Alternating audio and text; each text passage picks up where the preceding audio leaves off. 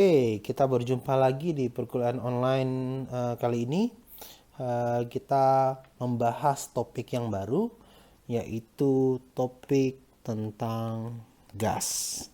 Oke, tentu kalian sudah tahu ada 3 jenis fasa, gas adalah salah satunya.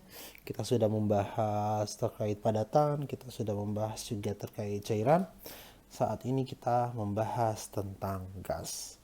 Gas memiliki beberapa sifat yang unik yang membedakan dia dengan dua fasa yang lain.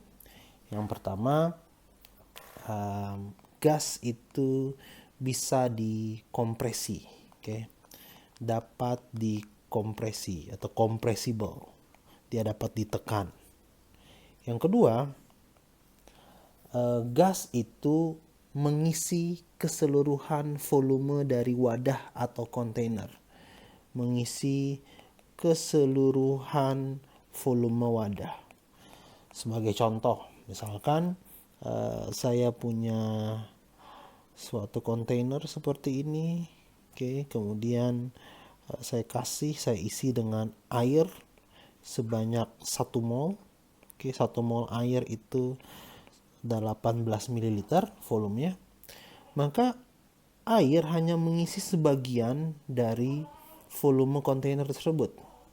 Oke, ketika saya tambahkan air saya isi 2 mol, itu kira-kira 36 mili, maka dia akan bertambah lagi mengisi volume sebesar 36 mili.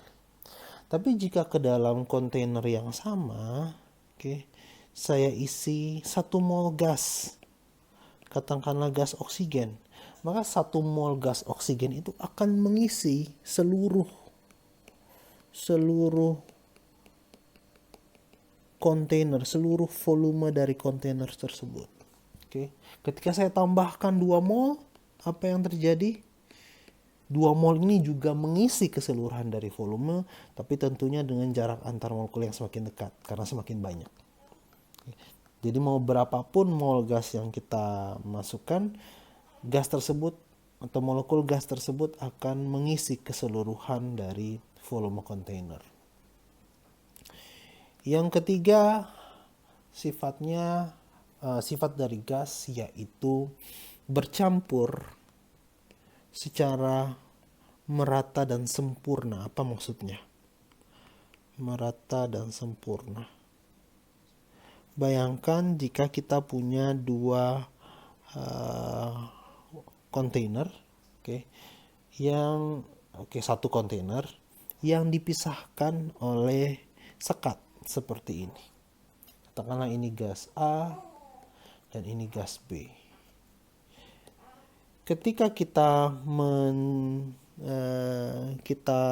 keluarkan sekat tersebut, kita eliminasi sekat tersebut, kita akan dapatkan gas A dan B akan bercampur secara merata, secara sempurna, karena B akan mengisi keseluruhan dari wadah tersebut dan gas A juga sama akan mengisi keseluruhan dari wadah atau kontainer ini. Maka kita akan dapatkan konsentrasi A dan B di tempat ini, sama dengan konsentrasi A dan B di tempat yang lain. Misalkan di sini atau di sini atau dimanapun sama.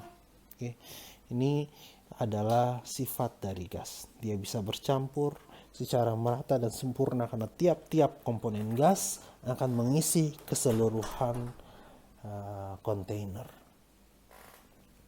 Kemudian yang keempat, gas memiliki densitas yang jauh lebih kecil dibandingkan dengan densitas cairan maupun densitas padatan. Saya beri contoh, misalkan udara. Densitas udara yang terdiri dari sekitar 70% N2 gas nitrogen, kemudian sekitar 24% gas oksigen, sisanya gas-gas yang lain, itu memiliki densitas 1,2 gram per liter. Kita bandingkan dengan raw air yang berupa cairan itu 1000 gram per liter. Kita bandingkan dengan padatan, kita ambil contoh besi. Raw besi itu 7.800 gram per liter. Terlihat dengan jelas bahwa cairan dan padatan memiliki densitas atau massa jenis yang jauh lebih besar dibandingkan dengan densitas gas.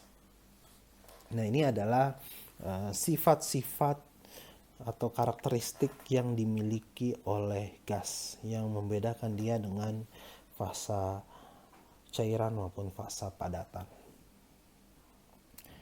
Nah, di tabel periodik sendiri kalau kita perhatikan pada keadaan 25 derajat Celcius dan 1 atmosfer, kita berbicara pada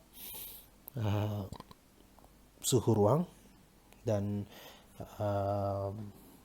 tekanan 1 atmosfer, maka unsur-unsur yang berfasa gas itu hanya ada beberapa.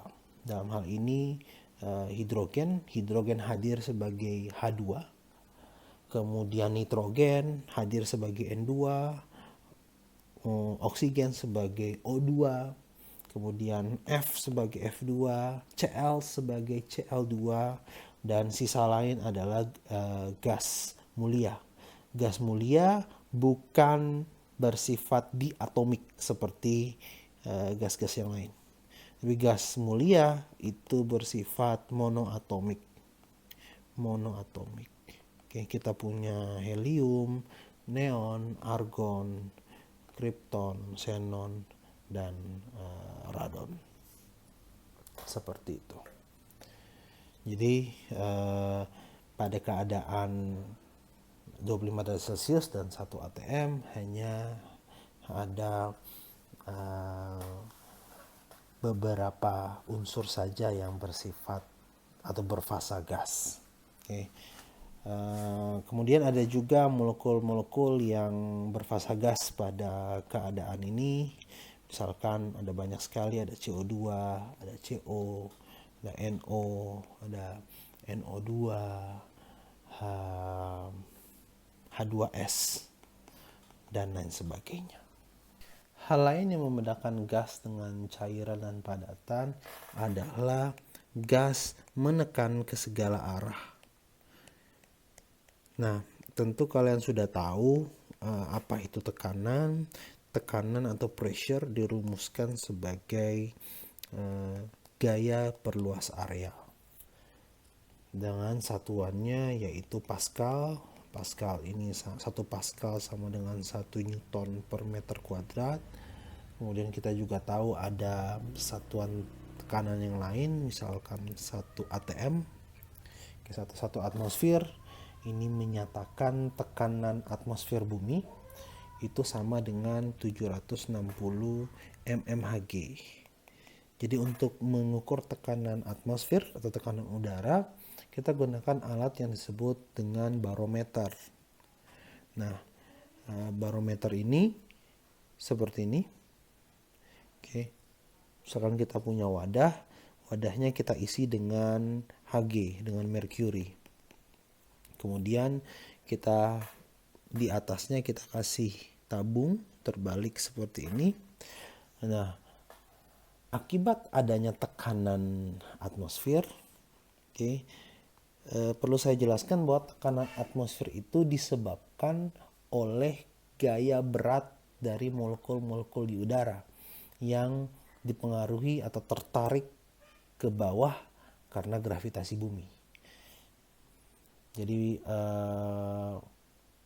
molekul-molekul udara dia ditarik oleh gravitasi bumi sehingga dia menekan ke bawah. Ini yang kita kenal sebagai tekanan atmosfer. Dan ketika air raksa ini ditekan oleh tekanan atmosfer, maka dia akan naik mengisi tabung yang kita taruh di atasnya. Selisih tingginya itu sebesar 76 cm atau 760 mm. Sehingga satu ATM dikenal juga sebagai 760 mm Hg atau milimeter merkuri. Oke, hubungan antara Pascal dengan ATM juga bisa kita tahu. Satu ATM itu sama dengan 1,01 kali 10 pangkat 5 Pascal. Nah, jika kita ingin mengukur tekanan gas dalam suatu wadah, kita menggunakan alat lain yang disebut sebagai manometer. Nah, manometer ini pada prinsipnya mengukur tekanan atau perbedaan tekanan pada dua titik yang berbeda. Perhatikan, jika kita punya suatu wadah tertutup seperti ini, dan wadah tersebut terhubung dengan suatu tabung berbentuk U. Ke dalam tabung yang berbentuk U ini kita tambahkan cairan, misalkan merkuri atau air raksa. Jika di dalam wadah tertutup ini terdapat gas, maka gas ini akan menekan ke segala arah. Sehingga mendesak cairan merkuri yang terdapat dalam tabung U menjadi seperti ini. Perhatikan, menjadi seperti ini. Terdapat perbedaan ketinggian karena cairan merkuri pada sebelah kiri itu terdesak, tertekan oleh kehadiran gas. Sehingga kita akan dapat perbedaan ketinggian dari cairan merkuri ya, dengan perbedaan ketinggian sebesar H. Nah, jika perhatikan bahwa manometer sudah saya jelaskan mengukur perbedaan tekanan pada dua titik yang berbeda. Dalam hal ini di sini adalah P gas, dan tekanan pada titik ini. Perhatikan, jika titik ini dibuat vakum atau tekanan sama dengan 0, maka kita akan langsung bisa menghitung tekanan gas dalam wadah sebagai pH. Di mana pH ini adalah tekanan yang kita hitung langsung dari perbedaan ketinggian air raksa. Jika H di sini adalah 76 cm, kita langsung bisa tahu bahwa pH itu sama dengan 76 cm Hg atau pH sama dengan 1 atm. Maka tekanan gas dalam tabung adalah sebesar 1 atm. Perhatikan, jika kita tidak vakumkan titik yang di sebelah kanan, tapi titik yang di sebelah kanan itu terbuka. Jadi titik yang sebelah kanan ini terbuka, terkoneksi langsung dengan tekanan atmosfer. Sehingga di sini adalah PATM. Perhatikan bahwa tekanan atmosfer juga akan memberikan desakan kepada cairan merkuri yang berada di sisi sebelah kanan. Sehingga untuk menghitung tekanan gas, persamaannya menjadi P gas sama dengan pH ditambah P atmosfer. Jadi tergantung nanti sisi yang di sebelah kanannya itu vakum atau dia juga terkoneksi dengan tekanan yang lain, misalkan tekanan atmosfer. Kemudian kita mempelajari hukum-hukum yang berlaku pada fasa gas. Terdapat beberapa hukum. Yang pertama adalah hukum Boyle. Hukum Boyle ini menyatakan hubungan antara P dan V, di mana P akan berbanding terbalik dengan V pada N dan T yang tetap. Pada jumlah mol dan temperatur yang tetap, P tekanan akan berbanding terbalik dengan volume. Jadi misalnya volume makin besar, maka tekanan akan makin kecil. Sebaliknya jika volume mengecil, maka tekanan akan membesar. Nah, hubungan ini bisa kita tuliskan juga sebagai PV sama dengan konstan atau P1 dikali V1 sama dengan P2 dikali V2. Jika kita gambarkan dalam bentuk grafik, kita akan dapat seperti ini. Misalkan ini sumbu Y-nya adalah P, sumbu X-nya adalah V, kita akan dapat kurva seperti ini. Misalkan di sini adalah 2 liter gas. Tekanannya adalah 1 atmosfer. Oke. Maka tekanan untuk volume 4 liter akan kita dapatkan sebesar 0,5 atmosfer sesuai dengan persamaan berikut. Jika kita ubah sumbu X-nya menjadi se/V, sumbu Y-nya tetap P, kita akan dapatkan hubungan yang linear seperti ini. Hukum yang kedua itu kita sebut sebagai hukum Charles. Sebenarnya Charles ini orang Prancis sehingga pelafalannya hukum Charles. Tetapi karena kita orang Indonesia, ya sudahlah Charles saja.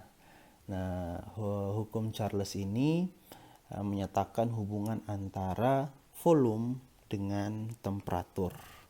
Jadi volume akan sebanding dengan temperatur pada jumlah mol gas dan tekanan yang tetap.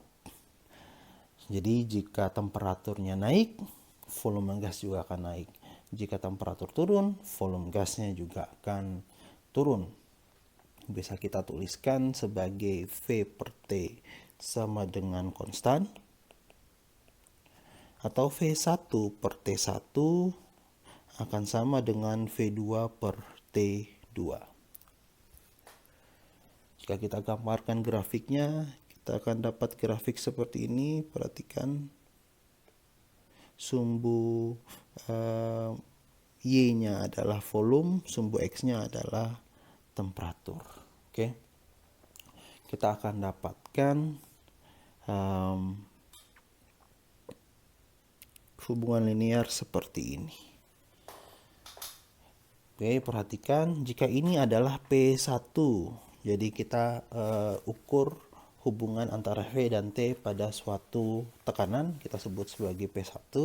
Kemudian jika kita ubah menjadi P2, kita akan dapatkan hubungan yang linear juga tapi pada grafik yang berbeda. Perhatikan, seperti ini. Ini P2. Ini, maaf, saya gambarkan ulang. Ini P2, perhatikan. Dan ini P3, perhatikan. Nah, seperti ini. P2, P3. Nah, yang menarik adalah dari ketiga hubungan linear yang berbeda ini, jika kita ekstrapolasi seperti ini, kita akan dapatkan ketiga grafik linear ini akan berpotongan pada sumbu X yang sama.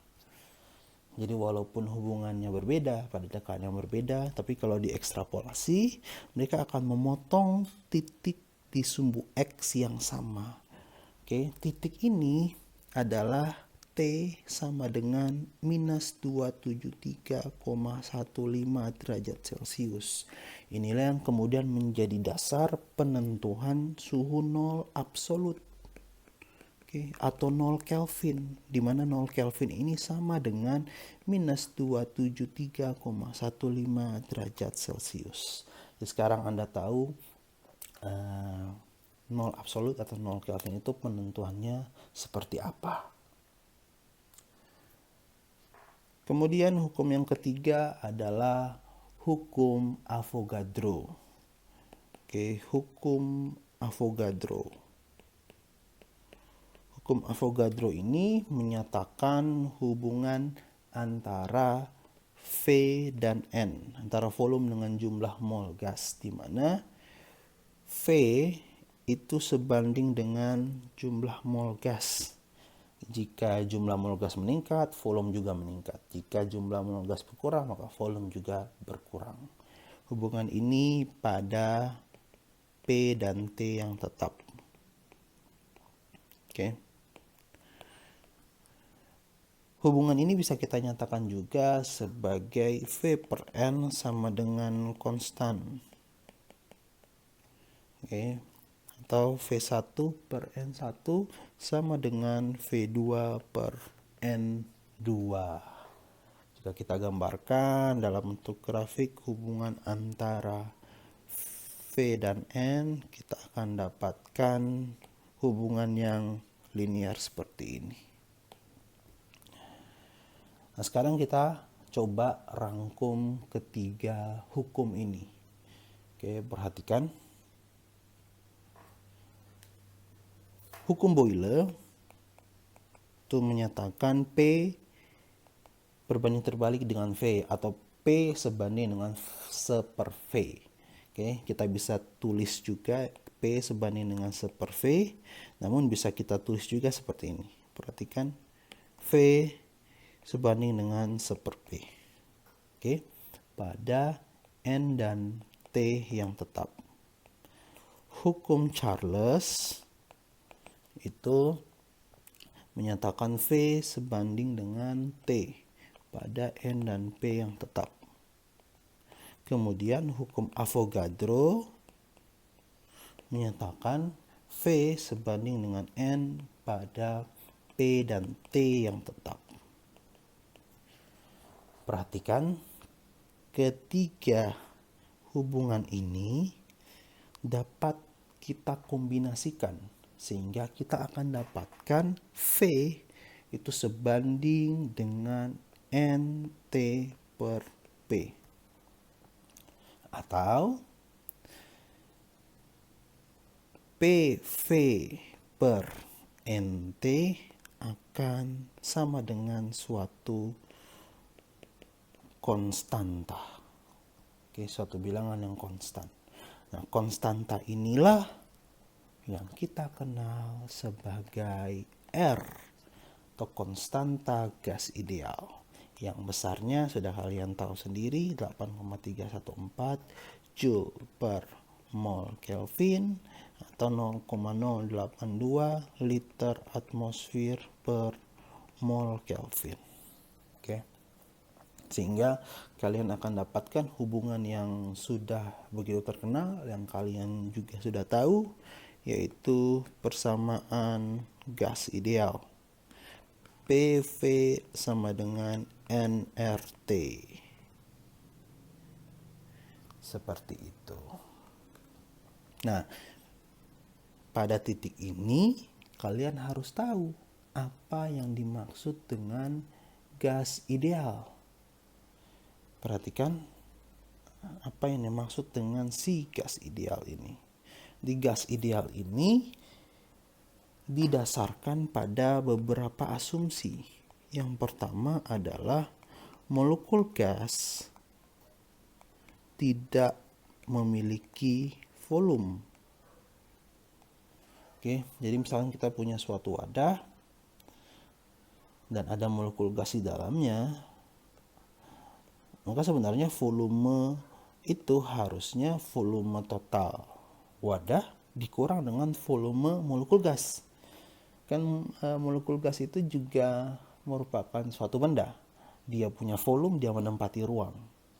Nah, namun dalam gas ideal itu diasumsikan molekul gas tidak punya volume, sehingga volume yang kita pakai langsung adalah volume wadah yang digunakan. Yang kedua, tidak ada interaksi sama sekali. Tidak ada interaksi sama sekali antar molekul gas. Dan yang ketiga adalah jika bertumbukan, jika molekul gas ideal saling bertumbukan, maka tumbukan yang terjadi adalah tumbukan lenting sempurna.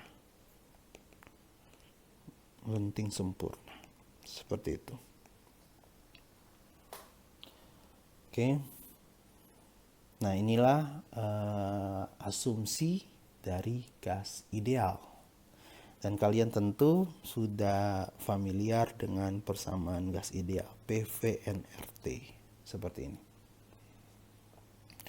Nah, misalkan keadaan-keadaan seperti keadaan STP, standar temperature and pressure, pada 0 derajat Celcius dan 1 atm, 1 mol gas akan memiliki volume sebesar 22,4 liter. Nah, ini didapatkan dari sini. Perhatikan, PV sama dengan nRT, P-nya adalah 1 atm, volumenya akan kita cari, N adalah 1 mol, R kita pakai 0,082 liter atmosfer per mol Kelvin, dan T 0 derajat Celcius itu 273 Kelvin atau 273,15 to be precise. Perhatikan, atmosfernya bisa kita coret, Kelvinnya bisa kita coret, molnya bisa kita coret, sehingga kita dapatkan liter, satuan liter saja. Nah, V sama dengan 0,082 dikali 273, ini adalah 22,4 liter. Dengan cara yang sama, Anda juga bisa tahu untuk keadaan RTP, room temperature and pressure, 25 derajat Celcius dan 1 atmosfer. Oke, 1 mol gas pada keadaan ini akan memiliki volume sebesar 22,4 liter, atau kita sebut dengan istilah volume molar. Volume dari 1 mol gas 24 liter per mol. Nah, perhatikan bahwa persamaan gas ideal ini tidak bergantung pada identitas molekul gas. Sama sekali tidak bergantung pada identitas molekul gas, mau dia gas oksigen, nitrogen, karbon dioksida, dan lain-lain. Jika gas-gas tersebut memiliki jumlah mol yang sama, maka volumenya juga akan sama. Sekarang perhatikan, saya akan kasih kalian tugas. Nah, jika suatu gas X, tidak diketahui gas ini apa, menempati wadah dengan volume 6,3 liter. Nah, gas ini memiliki massa 10,08 gram. Oke, jadi sebanyak 10,08 gram gas X menempati wadah 6,3 liter pada suhu 62,36 derajat Celcius, tekanannya 1 atmosfer. Tugas kalian adalah dengan memanfaatkan persamaan gas ideal, tentukan identitas dari gas X tersebut. Oke, saya berikan pilihan, ada N2, O2, CO2, CO, dan SO2. Di antara kelima kemungkinan gas ini, manakah yang merupakan gas X? Oke, diasumsikan gas X ini adalah gas ideal. Silahkan dikumpulkan nanti di Google Classroom. Saya juga akan upload solusinya setelah kalian mengumpulkan. Oke, selanjutnya kita pelajari lagi hukum lain, yaitu hukum Dalton. Oke, hukum Dalton. Hukum Dalton ini menyatakan bahwa jika ada 2 atau lebih gas dalam suatu wadah yang sama, maka tekanan total dari gas-gas tersebut adalah penjumlahan dari tekanan masing-masing gas. Perhatikan, bisa kita rumuskan sebagai PT sama dengan PA tambah PB dan seterusnya. Jika dalam suatu wadah ada gas A dan B, maka tekanan total di dalam wadah ini adalah PA ditambah PB. Jika ada C, tinggal tambah lagi tekanan PC, tekanan C. Jika ada D, lanjut lagi PD. Jika ada Z, terus sampai Z. Nah, jika ada 2 atau lebih komponen gas dalam suatu wadah, maka tekanan masing-masing gas kita sebut sebagai tekanan parsial. Jadi PA ini adalah tekanan parsial gas A. Oke. Parsial gas A. PB tekanan parsial gas B dan seterusnya. Nah, perhatikan jika kita anggap gas-gas tersebut adalah gas ideal, tentunya yang memenuhi persamaan PV sama dengan nRT, kita bisa menghubungkan tekanan parsial masing-masing gas ini dengan fraksi mol. Perhatikan, jika ada A dan B, ada molekul gas A dan B dalam suatu wadah, kita bisa tentukan PA sama dengan Na RT per V. Begitu pula dengan PB, NB RT per V. Nah, tentu Anda tahu untuk menghitung fraksi mol A, maka kita butuh mol A dibagi dengan mol total. Dalam hal ini mol A dan mol B. Kita bisa substitusi Na ini sebagai, dari sini kita bisa substitusi Na dengan PA V per RT. Begitu pula dengan bagian bawahnya PA V RT, V per RT ditambah PB V per RT. Pada bagian bawah kita bisa keluarkan faktor V per RT-nya seperti ini dan kita coret. Oke, kita coret. Sehingga XA atau fraksi mol A bisa kita hitung sebagai tekanan parsial A dibagi jumlah dari tekanan parsial A dan B. Oke, jadi alternatif selain menggunakan data mol. Perhatikan, PA dan PB ini, PA plus PB ini kan sebenarnya adalah PT, tekanan total. Sehingga XA sama dengan PA per PT. Oke. Atau bisa kita ubah PA menjadi XA dikali PT. Jadi tekanan parsial dari suatu gas bisa kita cari tahu dengan mengalihkan fraksi mol dari gas tersebut dikali dengan tekanan total gas. Nah, sebagai contoh, misalkan di dalam suatu sampel gas alam, kita punya sampel gas alam dengan komponen 5 mol metana, gas metana, kemudian 1 mol gas etana, dan 1,5 mol gas propana. Oke.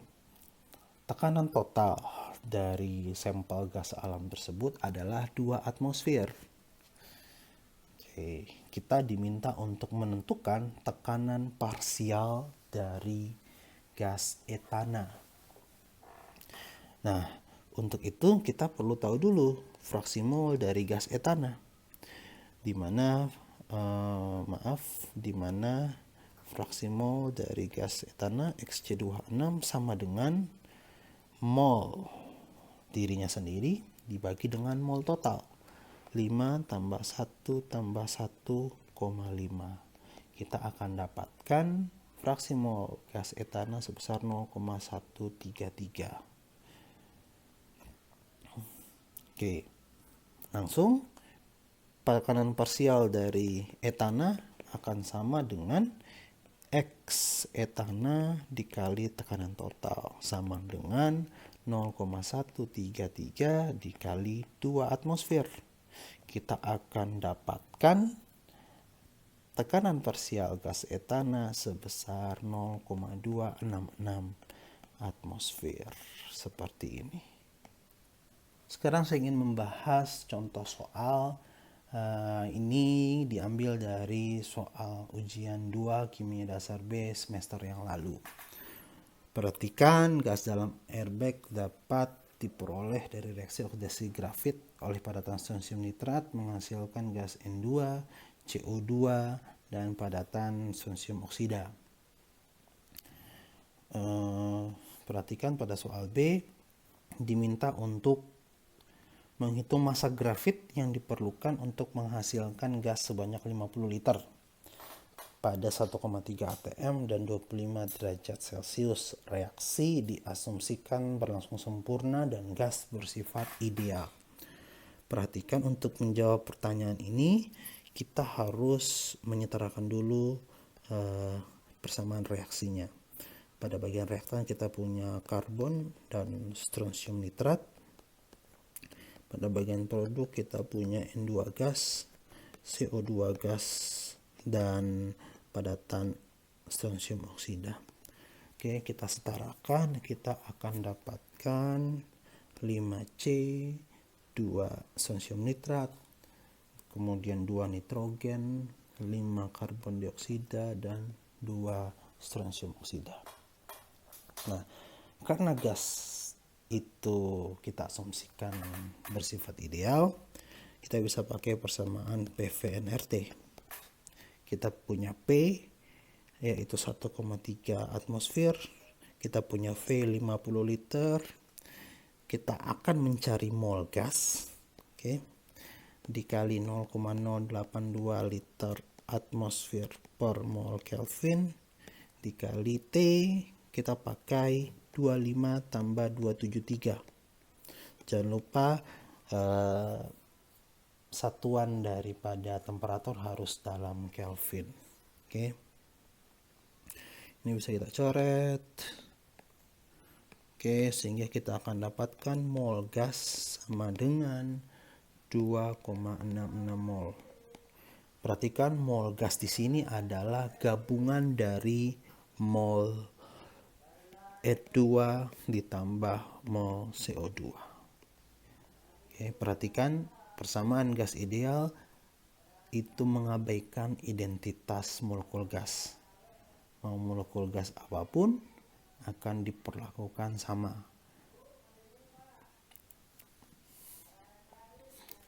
Nah, pada saat ini kita sudah mendapatkan mol gas atau gabungan mol N2 dan CO2 sebesar 2,66 mol.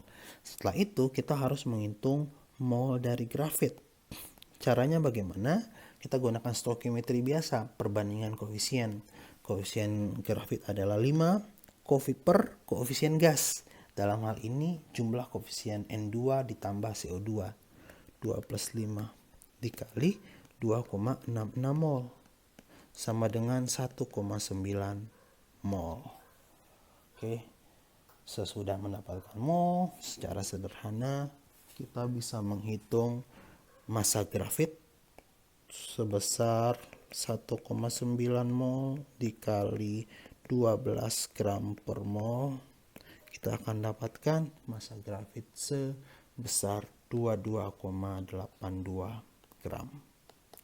Seperti itu. Jadi jangan dilupakan pelajaran stoikiometri. Oke. Stoikiometri itu masih dipakai hingga topik setelah UTS dan seterusnya itu masih dipakai.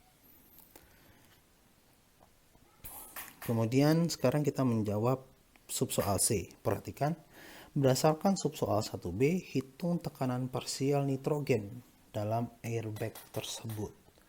Nah, sekarang perhatikan, kita sudah bisa menghitung mol gas. Mol gas tadi 2,66 mol. Kemudian kita juga tahu tekanan total sebesar 1,3 atm. Oke, N gas adalah gabungan dari N2 dan NCO2. Begitupun dengan tekanan total adalah gabungan dari P, tekanan parsial N2 dan tekanan parsial CO2. Nah, jangan lupa kalau kita menghitung PN2, tekanan parsial N2, itu dari fraksi mol N2 dikali dengan tekanan total. Pertanyaannya, bagaimanakah kita menghitung fraksi mol dari N2? Caranya ya juga menggunakan perbandingan koefisien. Misalkan kita mau mencari mol dari N2. Itu kan sebenarnya bisa kita pakai perbandingan koefisien.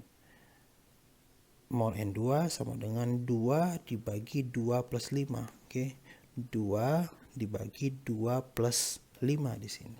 Dikali mol daripada mol gas, mol total. Oke, kita akan dapatkan mol dari N2. Bagaimana cara mencari mol CO2, Pak? Dengan cara yang sama, 5 per 2 plus 5 dikali 2,66. Perhatikan pada bagian ini, perbandingan koefisien N2 per koefisien gas, itu kan sebenarnya adalah fraksi mol dari N2. Oke, sehingga kita bisa menghitung fraksi mol N2 berdasarkan perbandingan koefisiennya. Ingat keterangan di awal bahwa reaksi berlangsung sempurna. 2 per 2 plus 5 dikali tekanan total 1,3 atmosfer. Sehingga kita bisa dapatkan tekanan parsial N2 sebesar 0,37 atm. Gimana caranya tekanan parsial CO2, Pak? Gampang, tinggal tekanan total dikurang tekanan parsial N2. 1,3 dikurang 0,37 sekitar 0,93. Oke, 0,93 atmosfer. Atau Anda bisa hitung juga begini, 5 per 2 plus 5 dikali 1,3. Anda juga akan dapatkan jawaban yang sama.